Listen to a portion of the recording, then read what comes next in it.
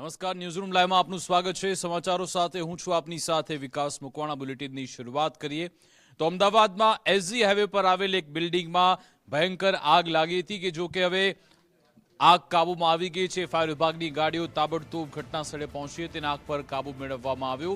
તમે એ આગની ભયંકરતા સમજી શકો છો, દ્રશ્યો પરથી સમજી શકાય છે કેવી ભયંકર આગ લાગી હતી। જો કે તાબડતોબ ફાયર વિભાગની ટીમ ઘટના સ્થળે પહોંચી અને આગને કાબૂમાં લેવામાં આવી છે।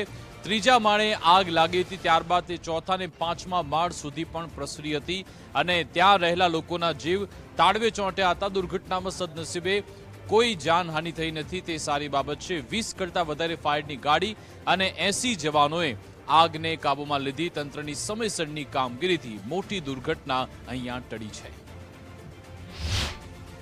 फायर कंट्रोल में कॉल मिला कि फायर हुआ है, एक मल्टी स्टोरी बिल्डिंग में फायर हुआ, हाई राइज बिल्डिंग है ये, एसजी हाईवे बिल्डिंग है। और जो मैसेज मिला था उसमें ये क्लियर था कि मानस फंसे हुए हैं यहाँ पे। तो इमीडिएटली फायर टीम यहाँ रिस्पॉन्ड करी और फर्स्ट प्राथमिकता हमारी ये थी कि सबको रेस्क्यू किया जाए, सेफली रेस्क्यू किया जाए।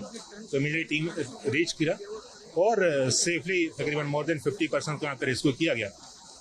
अभी मेरे पास तकरीबन 20 व्हीकल्स यहाँ पे हैं और 80 के ऊपर फायर अधिकारी, फायर जवान यहाँ पे अवेलेबल है। आग इनिशिएट हुआ जो फुटप्रिंट मिला फायर का 3rd फ्लोर से स्टार्ट हुआ था और ये 4th फ्लोर और 5th फ्लोर का इफेक्ट डाला, बट स्मोक काफ़ी ज़्यादा ट्रैप हुआ था। इंटायर 11th फ्लोर तक स्मोक था, जिसमें काफ़ी लोग ट्रैप थे।